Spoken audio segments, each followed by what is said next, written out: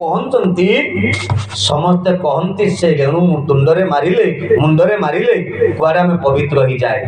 परमात्मा को पचरा गला प्रभु ये जगत को आपण पवित्र करती ना नाई रे बोका की कथा शास्त्र कहले कहले सकल तीर्थ घेनी हरि गोविंद नीलकंठरे विजय करी गोविंद गोविंद गोविंद गोविंद गोविंद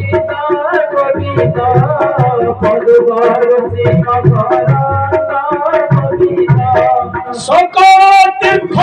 चरणे गोविंद पत्रिका जीवी के कारणे गोविंद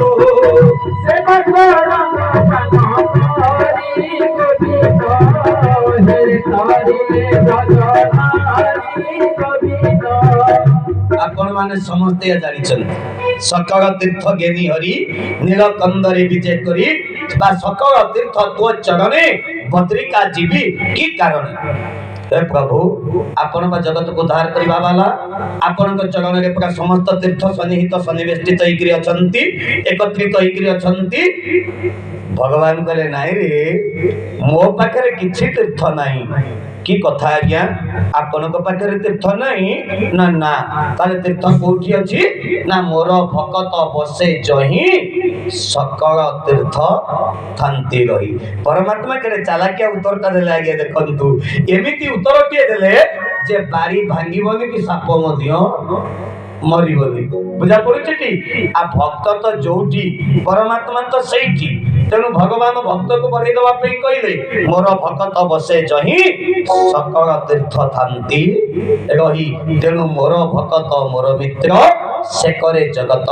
पवित्र कहले मु जगत को पवित्र करि पारे ना जगत को पवित्र करिवार समस्त दायित्व निर्वाह करे किए ना मोर परम मित्र भगवान किए भक्त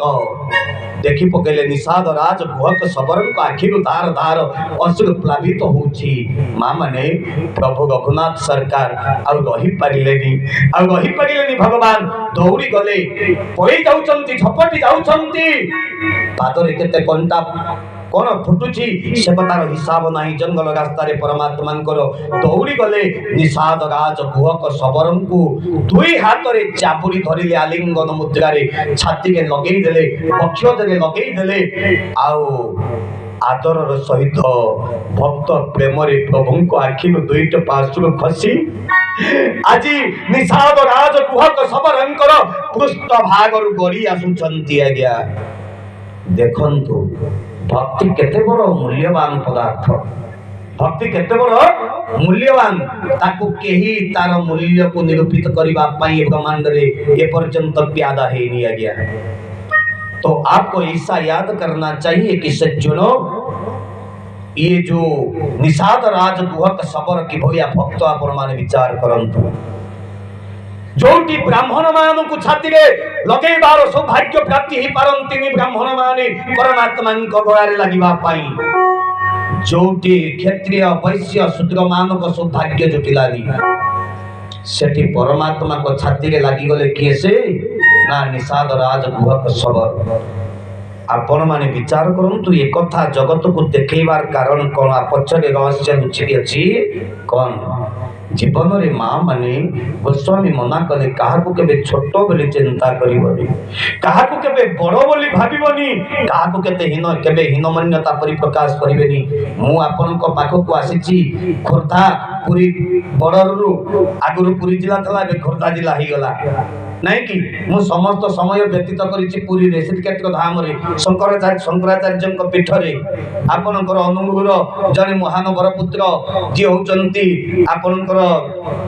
साहू भाई मोर जे प्रवचक अछंती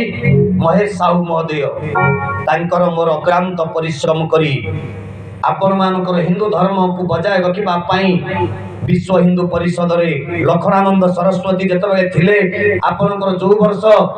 तांको फायरिंग करी मारी दिया गला कोठी ना केनो उदयगिरी ठारे मु से जागा रे तांको आश्रम रे प्रवचन करू थाया गया लक्षे कुंभ वरण से वर्ष करा जाई से जागा रे यज्ञ करा जाईथिला स्फटिक शिलारे महाप्रभुंकर शिवलिंग स्थापन करा जाईथिला। तो एकथा कहबार तात्पर्य होची मु आज आपनक आगे बसिछि मु कहबी मो भुरिया गोटे बड़ पंडित ब्रह्मांड रे केही नांती मु गोटे भलो प्रवचक मोटू शास्त्र कहला वाला ब्रह्मांड रे केही नांती मोटू भलो कथा कहला वाला केही नांती से जगह रे मु आपनक निकट रे एक प्रकांड मूर्ख होई जिवि आज्ञा काहेकि ना शास्त्र होचंती समुद्र सहित समान आमे अगस्त्य ऋषि नुह जे समुद्रटा को चौक करी पी दवा आमे समुद्र रूपक शास्त्र रूपक समुद्र रु किए केते पीछि आज्ञा किए केते पीछि से ता छाती के हाथ मारी कहबो मु अष्टादश पुराण को निज तुंड रे रखिछि बोली ना बिल्कुल गलत बात ही हो तो कहबार तात्पर्य एया जे वास्तव रे जे निज को छोटेई दिए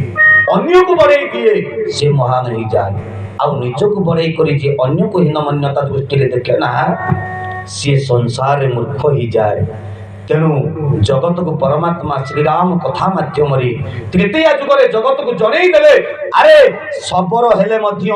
कोल्ह हेले मध्य गोटे नीच श्रेणी अंतर्भुक्त नीच वर्गर नीच जातिर व्यक्ति हेले मध्य मो पाखरे समस्त समान मो सृष्टि के समस्त समान काहे कि ना ता देह रे मु अछि आ ब्राह्मण देह रे मध्य मु अछि क्षत्रिय देह रे मु अछि वैश्य देह रे मु अछि शूद्र देह रे मध्य मु अछि आपण जो दुब घासटा को चकटिकी जाउछंती ताकू भगवान जगन्नाथ परमात्मा मुंडरे धारण करुछंती आज्ञा सतना मिछ बाबा भाई माने मां माने सतना मिछ ताहले जाहाकू आमे पादरे चकटी जाउछे परमात्मा ताकू जदि मुंडरे मुंडउछंती ताले से छोट हेला केमिति तेणु जगत को जणई देले तमे काकू छोट बेली भाबो नाही नहीं गले पाछटे नहीं गले निषाद राज गुहक सबर काकुना रघुनाथ राम आश्रम को जीवा पाई होई कले मना कर देले रघुनाथ सरकार कहले हे मैत्र हे सखा मो बापा सत्य करिसंती मो मां मागिछि 14 वर्ष मु वन रे रहिबी मु ग्राम रे रहि परिबिनी कि नगर रे रहि परिबिनी कि कहा घरे भी रहि परिबिनी कि राजप्रसाद रे रहि परिबिनी मु जंगल रे मो जीवनटा 14 वर्ष मु अतिबाहित करिबी व्यतीत करिबी तेणु मु तम गृह रे रहि परिबी नाही मर्मन्तुद अवस्था रे अछंती निषाद राज गुहक सबर प्राण मन सब किछि चहली जाउछि जेतबे रात्र रे फल मूल आहार करि सारिबा परे निज हाथ रे गुहक सबर गोटे साग गछ मूल पत्र सज्जिया करि दउछंती रघुनाथ राम जानकी महारानी शयन करुछंती अनति दूर रे गोटे फटिक शिला ऊपर बसिछंती निषाद राज गुहक सबर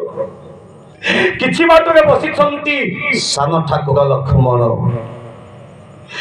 निषाद राज गुहक सबर जेतेबेले देखि पकेले रघुनाथ करे तांतो सबस्ता धार धार कांदुछंती आउ कैकेयी महारानी की तिरस्कार करुछंती सान ठाकुर लक्ष्मण देखि पकेले मां माने बाबा माने पहुंची गले निषाद राज गुहक सबरंक पाखरे हाथ जोड़ी पचारिले भाई तुमको मो भाई जेतबे मैत्र बोली संबोधन कले तमे तो मोर अग्रज तमे तो मोर ज्येष्ठ अच्छा कहिलो कोन पई तमे कांदुछ कोहभरा कंठरे सेदिन निषाद राज गुहक सबर हाथ बढ़ई देखई देले कहले भाई लक्ष्मण देखिलो जो राम तुई तरफ सज्जा रे शयन करिबा कथा हस्तिदंत पलंक ऊपर शयन करिबा कथा जे सुना थाली रे खाई रूपा गिलास रे हाथ धोइबा कथा जहार आज्ञा को हजार हजार दशदासी अपेक्षा करी रहिबा कथा जाको सर लबनी रुचे ना सियाजी धोई धूसर सज्जिया उपरे शयन करिछंती केई नंदिनी मंदमती केई नंदिनी मंदमती कठिन कुटिल कनकी जेहि रघुनाथ धन जानकी सुख अवसर दुख दी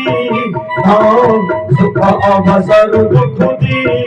बोल श्री राम जय राम।